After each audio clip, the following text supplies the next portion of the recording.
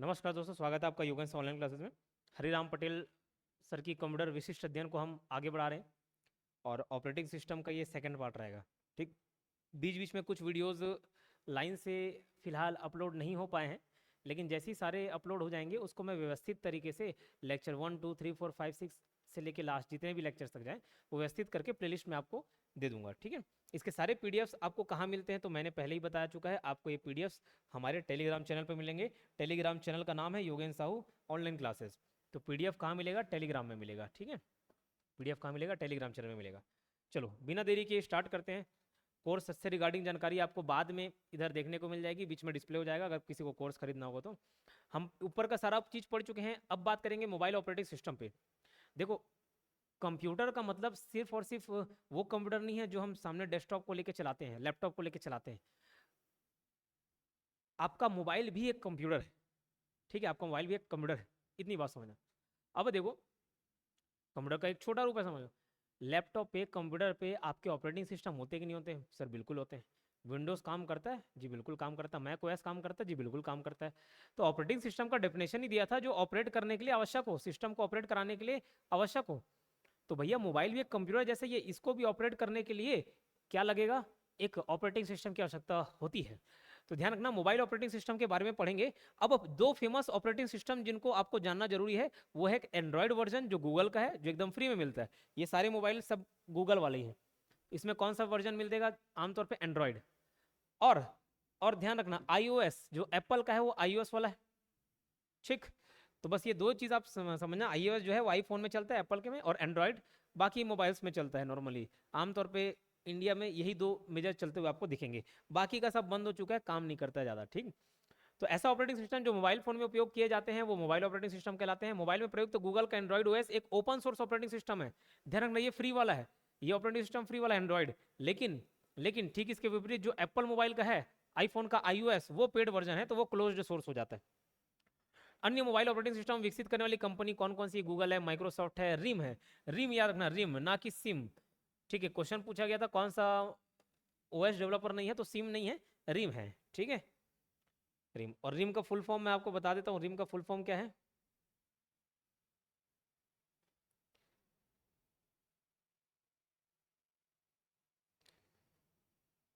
आगे आ जाएगा रिम का फुल फॉर्म।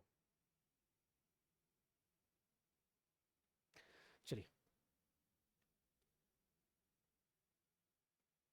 आ रहा है रिम।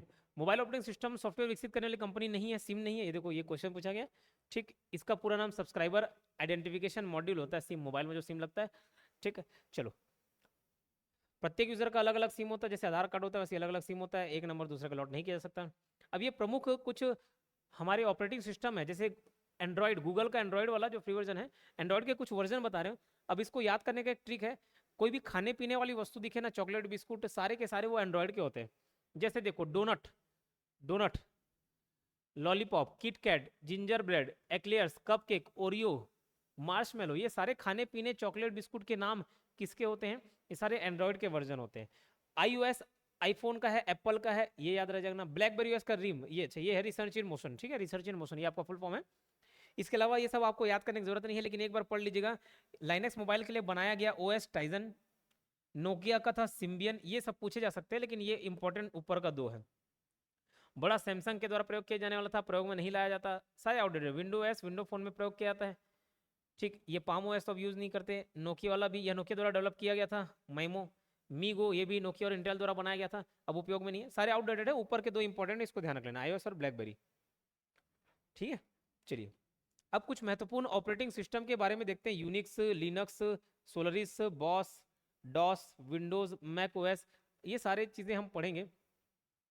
अब देखो, यूनिक्स, यूनिक्स ध्यान रखना, यूनिक्स इसलिए इंपॉर्टेंट हो जाता है और कई बार पूछा गया है, सी लैंग्वेज में विकसित, सी लैंग्वेज में विकसित पहला ओएस कौन सा है? तो यूनिक्स। अब ये सब के आविष्कारक आप याद रखेंगे सी लैंग्वेज और यूनिक्स का। देखो, डेनिस रिची, डेनिस रिची। तो रिच लोग थोड़े सी होते हैं, ऐसे याद रखना, यूनिक होते हैं, सी होते हैं, ऐसे रिलेट कर सकते हो। ठीक है, इसको याद रख लेना। वैसे ही रिच, यूनिक होते हैं, सी होते हैं, तो इसके याद रखेंगे आप। देखो, इसका पूरा नाम क्या है? यूनिप्लेक्स इंफॉर्मेशन कंप्यूटर सिस्टम है, यूनिप्लेक्स इंफॉर्मेशन कंप्यूटर सिस्टम, जिसे वर्ष 1969 में विकसित किया गया। यूनिक्स ऑपरेटिंग सिस्टम सी भाषा में लिखा गया पहला ऑपरेटिंग सिस्टम है। सी लैंग्वेज का आविष्कार कब हुआ? 1972। कहीं पे आपको 3 मिल जाएगा, जैसे 73 है, 1972। इसको आप ऐसे याद रख सकते हो, सी मैं हूँ कि तू है, तो हमेशा आप बोलोगे सी मतलब जो भी चैंपियन बोलना चाह रहे हो, बेवकूफ बोलना चाह रहे हो, सी मतलब तू ही है बोले, तो तू से आगना 1972। यह एक multi tasking multi user time sharing operating system है जिसे बेल लैबोरेटरीज के केन थॉमसन और डेनिस रिची ने बनाया था। अगर संस्था पूछे तो बेल लैबोरेटरीज और व्यक्ति पूछे तो केन थॉमसन और डेनिस रिची। वेब सर्वर तथा वर्क स्टेशन दोनों के लिए यूनिक्स ऑपरेटिंग सिस्टम का उपयोग किया जाता है, अच्छी बात है। और इसमें डेटा प्रबंधन का कार्य कर्नल द्वारा किया जाता है, ठीक है। यूनिक्स ऑपरेटिंग सिस्टम में डेटा की सुरक्षा अच्छी होती है, क्यों? क्योंकि ये EXI एग्जीक्यूटेबल फाइल नहीं चलती है, इसलिए वायरस आने का खतरा नहीं होता है। इसमें जानने लायक और बातें जो इससे ज़्यादा इंपॉर्टेंट है, ये वाली इधर पॉइंट से, यूनिक्स 3 भागों से मिलकर बना होता है, 3 भागों से मिलकर चलता है। क्या क्या? तो एक है कर्नल, दूसरा है शेल, और तीसरा है प्रोग्राम। क्या? प्रोग्राम।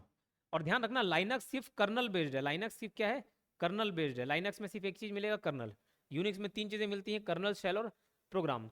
ये क्या होता है ये किसी और वीडियो में मैं समझाया हुआ हूँ, कर्नल क्या होता है, शेल क्या होता है, तो इसलिए इसको नहीं समझा रहा हूँ। आई थिंक इससे पहले वाले लेक्चर में, चैप्टर में ही समझाया हुआ हूँ। लाइनक्स याद रखना, सबसे पहले तो ये बहुत बार पूछा जाने वाला प्रश्न है, ये फ्री ऑपरेटिंग सिस्टम है, फ्री OS है, ओपन सोर्स है। कौन? लाइनक्स। और इसको तो याद कराया हुआ था पिछले लेक्चर में, open source operating system Linux. इसका आविष्कार किया किसने किया था? अपने नाम पे इसने बनाया, लाइनस टोरवाल्डस ने। लाइनस टोरवाल्डस इसका आविष्कार है कब? 1991 में, 1991 में। ये 3 बातें आप याद रखेंगे।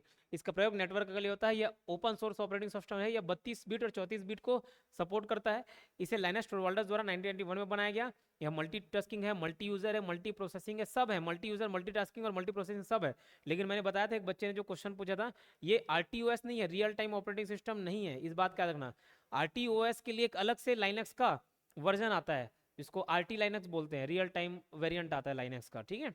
चलो, लाइनक्स ऑपरेटिंग सिस्टम का मूल कोर कर्नल होता है, ये तो बताया है, और ऊपर कर्नल, शेल, प्रोग्राम तीनों यूज होता है। ऐसा ऑपरेटिंग सिस्टम जो लाइनक्स कर्नल का प्रयोग करते हैं, उसके उदाहरण है उबंटू, फेडोरा, डेबियन, ये सब इसी के वर्जन है। यूनिक्स का वर्जन लाइनक्स है, लाइनक्स के सारे वर्जन ये थोड़ा मॉडिफिकेशन करके बताया हुआ है ना। फाइलों को हटाने के लिए RM कमांड यूज किया जाता है, RM मतलब रिमूव। ये कुछ बेसिक से पॉइंट है, सारे एग्जाम में पूछे गए। लिनक्स का communication command, mail, message, write, ये सब है। लिनक्स में रूट डायरेक्टरी को फॉरवर्ड स्लैश मतलब इधर वाला प्रतीक द्वारा दर्शाते हैं। लिनक्स ऑपरेटिंग सिस्टम में फाइलों और निर्देशिकाओं को सूचीबद्ध करने के लिए लिस्ट डायरेक्टरी का उपयोग किया जाता है। ये सब एग्जाम में पूछे गए पॉइंट्स है, एक बार आप रीड कर सकते हो। सोलरिस उतना इंपॉर्टेंट नहीं है, इसको छोड़ रहा हूँ। सोलरिस और बॉस दोनों इंपॉर्टेंट नहीं है, बॉस का फुल फॉर्म भले याद रख लेना भैया, क्योंकि ये भारत का पहला ऑपरेटिंग सिस्टम है जिसका विकास सीडेक पुणे ने किया था। जिसका विकास किसने किया था? सीडेक पुणे ने किया था, सीडेक पुणे ने। मुझे बताएंगे कि सीडेक पुणे कौन से सीरीज के सुपर कंप्यूटर का निर्माण करता है? ठीक, मैं देखना चाहता हूँ कितने लोग एक्टिव हैं, कितने लोगों को मालूम है। अगर कोई दूसरा आंसर दिया हो फिर भी आप भी रिप्लाई करना, ठीक है। तो बताना कि कौन से सीरीज के ये सुपर कंप्यूटर का निर्माण करते हैं। बॉस का फुल फॉर्म आप याद रखेंगे, Bharat operating system solution. Boss का फुल फॉर्म क्या रखेंगे? भारत ऑपरेटिंग सिस्टम सॉल्यूशन, ठीक है, ध्यान रहेगा। चलिए, MS डॉस याद रखना, ये बहुत पहले मैं इसको सीखने जाता था, 200-300 रुपए प्रति माह खर्चा था, लेकिन क्या सरदर्द था, ठीक है, इसको सीखना और चलाना बहुत सरदर्द था। ये ध्यान रखना, ये CUI बेस्ड है, कमांड यूजर इंटरफेस। देखो, 2 यूजर इंटरफेस मिलेंगे, एक CUI, एक GUI। GUI मतलब होता है ग्राफिकल यूजर इंटरफेस। आजकल के जो कंप्यूटर हैं वो GUI बेस्ड हैं, जिसमें आपको कोई कमांड टाइप नहीं करना है कोई ओपन करने के लिए। फाइल डायरेक्टरी ओपन करना है, डायरेक्ट क्लिक किए ओपन हो जाएगा, आइकन दिया रहता है ओपन हो जाएगा। व्हाट्सएप देखिए, व्हाट्सएप आइकन क्लिक किए ओपन हो गया। तो ये जो GUI है ये यूजर फ्रेंडली है। आप जो मोबाइल चला रहे हैं ना, सब GUI बेस्ड है। क्यों? अरे कोई सा भी आइकन क्लिक किए ओपन हो जा रहा है, इतना ईजी बना दिए, इसलिए यूजर फ्रेंडली है। लेकिन डॉस के बारे में अगर बोला जाए तो यूजर फ्रेंडली नहीं था, ये मल्टीमीडिया को सपोर्ट नहीं करता था। ये ध्यान रखना, मल्टीमीडिया को सपोर्ट नहीं करता था MS डॉस। ये कैरेक्टर यूजर इंटरफेस था, मतलब कैरेक्टर टाइप करना पड़ता था, ठीक है। इसी को CLI भी बोलते हैं, कमांड लाइन इंटरफेस। तो CLI based, CUI based operating system कौन सा एक उदाहरण पूछा है तो MS डॉस। और एक और बहुत इंपॉर्टेंट पॉइंट जिसके बारे में पूछा जाता है कि सिंगल यूजर ऑपरेटिंग सिस्टम कौन सा है, तो सिंगल यूजर याद रखना MS डॉस है, क्योंकि मल्टी यूजर में तो बाकी सारे आ जाते हैं, सिंगल यूजर वाला याद रखेंगे MS डॉस, ठीक है। कौन? MS DOS. तो यह सिंगल यूजर एक कैरेक्टर बेस्ड ऑपरेटिंग सिस्टम है। यह कमांड लाइन इंटरफेस में कार्य करता है। यह नॉन ग्राफिकल होता है तथा यूजर फ्रेंडली नहीं होता।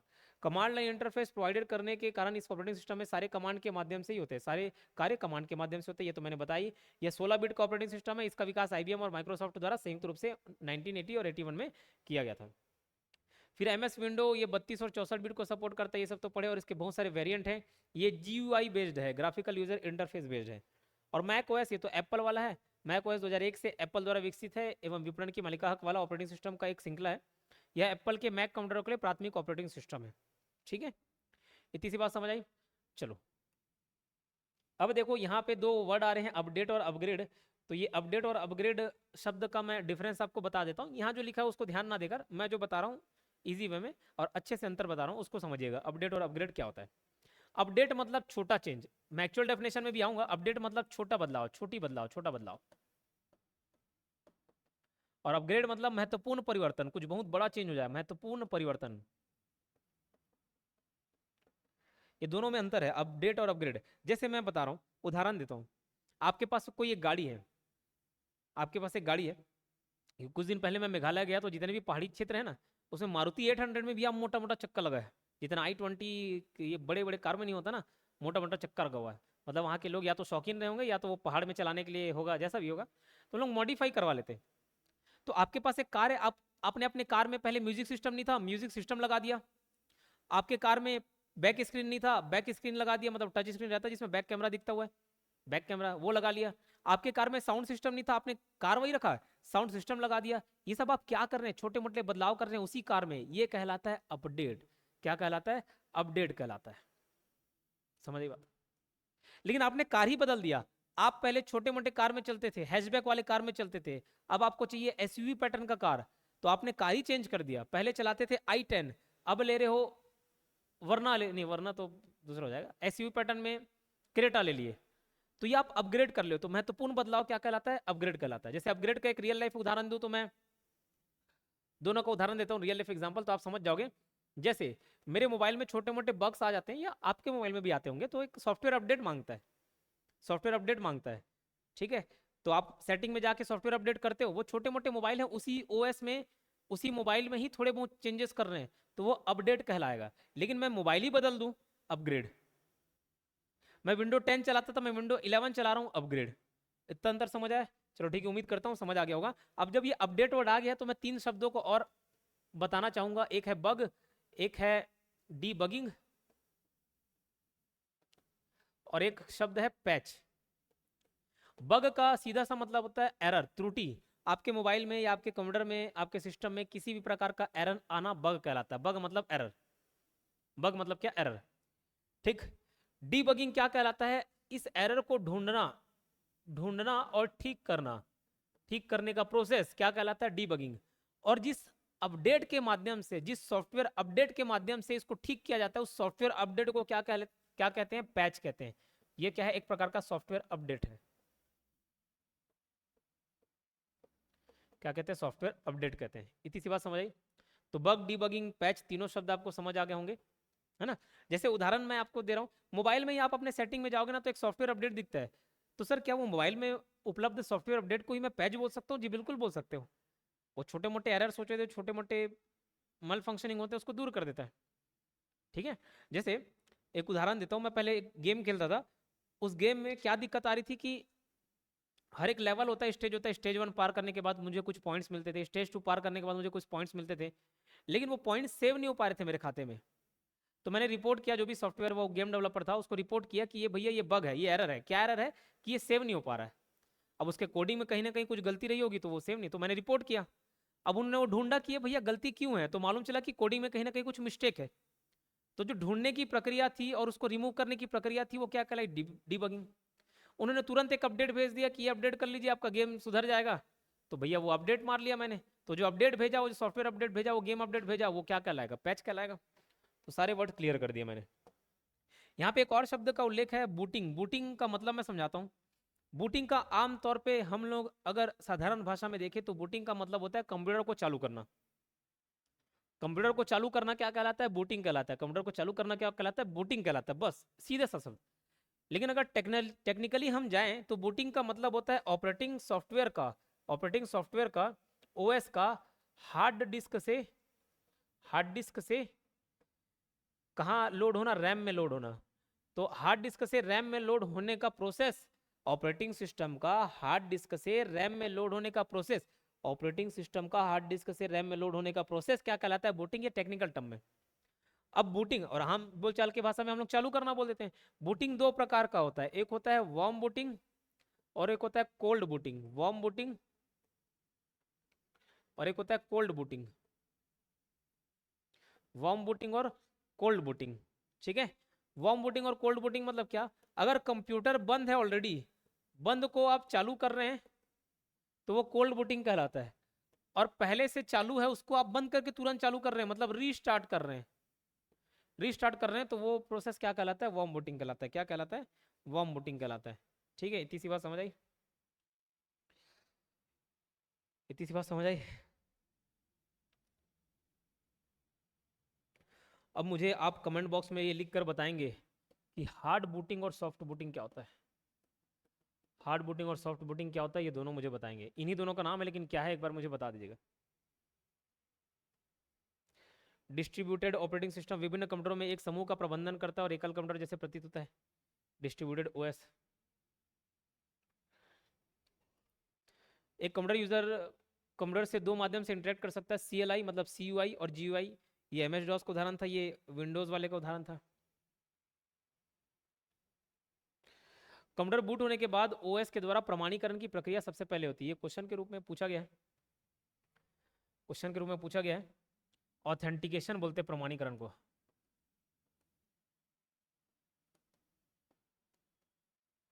क्या बोलते हैं? ऑथेंटिकेशन बोलते हैं। मतलब जरूरी नहीं है ऑथेंटिकेशन हो। जैसे आप कंप्यूटर चालू किए, अगर आपने उसमें पासवर्ड सेट किया हुआ है, लॉक किया हुआ है, मोबाइल में भी आप देख सकते हो। मोबाइल में अगर आपने पासवर्ड सेट नहीं किया तो डायरेक्ट खुल जाएगा। मेरे मोबाइल में कोई पासवर्ड नहीं है, डायरेक्ट ओपन हो जाता है। लेकिन अगर उसमें मैं पासवर्ड सेट कर दूं तो जब भी मैं मोबाइल चालू करूंगा तो वो एक ऑथेंटिकेशन की प्रक्रिया चालू करेगा। मतलब पूछेगा क्या पिन सेट किए हो, क्या कोड सेट किए हो, कौन सा पैटर्न सेट किए हो, ये सब पूछेगा। वो प्रक्रिया क्या है? ऑथेंटिकेशन की प्रक्रिया है। मतलब जो यूजर यूज कर रहा है वो ऑथेंटिक है कि नहीं है, ठीक है, उसको ऑथेंटिकेशन बोलते हैं। कुछ महत्वपूर्ण ओएस जैसे MS DOS, इसके बारे में ये सारे बातें मैं बता दिया हूँ पहले ही। मुख्य कार्य क्या था? MS DOS के कमांड्स, कुछ इंटरनल कमांड है, एक्सटर्नल कमांड है। ऐसे कमांड जो MS DOS की मुख्य फाइल कमांड में पहले से स्टोर रहती है, इन कमांड्स को हम डायरेक्टरीज और फाइल देख सकते हैं। इस कमांड के द्वारा हम डायरेक्टरीज और फाइल देख सकते हैं। Date, time, VAR, DIR, copy, etcetera. External command क्या होता है? ये कमांड्स वैसे कमांड्स होते हैं जो कंप्यूटर की मुख्य मेमोरी ना होकर अलग प्रोग्राम फाइल के रूप में, मतलब जैसे हार्ड डिस्क में रहती है। जैसे format command, print command, help command, tree command, DOS की कमांड। MS DOS के कुछ मुख्य कमांड्स और उनके उपयोग, यहाँ से क्वेश्चन आपको पूछा गया है, इसको ध्यान रखना। ये हम राइट से लेफ्ट पढ़ेंगे। कंप्यूटर में सेट की गई डेट और उसको देखने और बदलने के लिए डेट कमांड है। कंप्यूटर में टाइम को देखने और बदलने के लिए टाइम कमांड है। स्क्रीन पर लिखी सूचनाओं को मिटाने के लिए CLS है, मतलब क्लियर स्क्रीन, इसका फुल फॉर्म क्लियर स्क्रीन, तो CLS है। DIR डायरेक्टरी को देखने के लिए DIR। वर्तमान डायरेक्टरी को देखने के लिए CD मतलब current directory.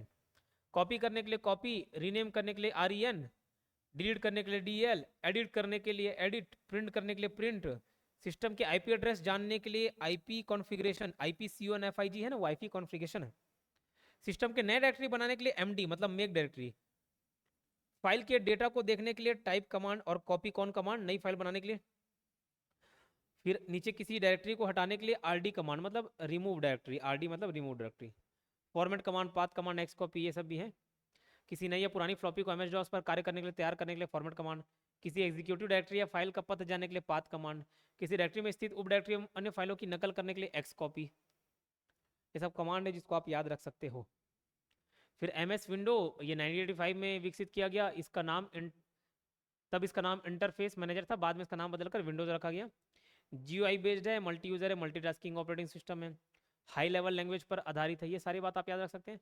Control shift plus escape या कंट्रोल शिफ्ट प्लस डिलीट, इससे टास्क मैनेजर ओपन होता है। जितने भी आप काम कर रहे हैं, वर्तमान में प्रोग्राम चला रहे हैं, वो सारे ओपन हो जाएंगे। इसका यूज़ हैंग होने की स्थिति में ज़्यादातर किया जाता है। तो हैंग हो जाता है तो सारे प्रोग्राम ओपन कर सकते हो आप ये शॉर्टकट दबा के, और उसको आप सारे प्रोग्राम को क्लोज कर देना, आपका हैंग वाली अवस्था से आप बाहर हो जाओगे। रिसाइकल बिन मैं बता देता हूँ क्या है रिसाइकल बिन। देखो, आप कोई चीज़ को नॉर्मली डिलीट कर दोगे ना तो रिसाइकल बिन में चले जाता है। फिर बाद में आपको लगा कि नहीं यार, ये रिसाइकल बिन से मुझे वापस ये डिलीट किया हुआ मटेरियल चाहिए, तो आप उसको रिस्टोर कर सकते हो। और आप चाहते हो कि रिसाइकल बिन में मेरा डिलीट किया हुआ डेटा नहीं जाए, तो आप शिफ्ट प्लस डिलीट मारोगे ना तो परमानेंट डिलीट हो जाता है। ठीक, तो एक समय अवधि होती है, 30 दिन 50 दिन अलग अलग समय अवधि होती है, उसके अंदर आप रिसाइकल बिन से स्टोर कर सकते हो। आप देखना, आप अपने गैलरी का फोटो भी डिलीट करोगे ना, तो डिलीट करने के बाद वो डिलीटेड वाले आइटम में चले जाता है, वहां से आपको परमानेंट डिलीट करना पड़ता है। विंडोज़ के ये संस्करण है, विंडोज़ के संस्करण है, इसमें इधर विशेषता वाले को आपको याद नहीं रखना है, इधर का पॉइंट मैं आपको याद करा दे रहा हूँ। ठीक है, जैसे देखो विंडो 1.0 1985 में आया, 2.0 में 2 साल का गैप है।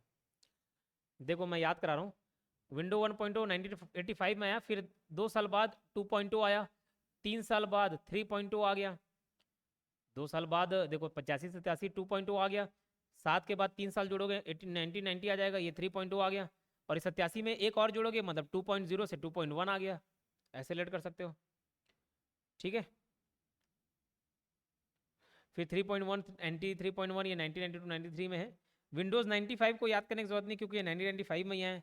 98 वाला भी 1998 में आया।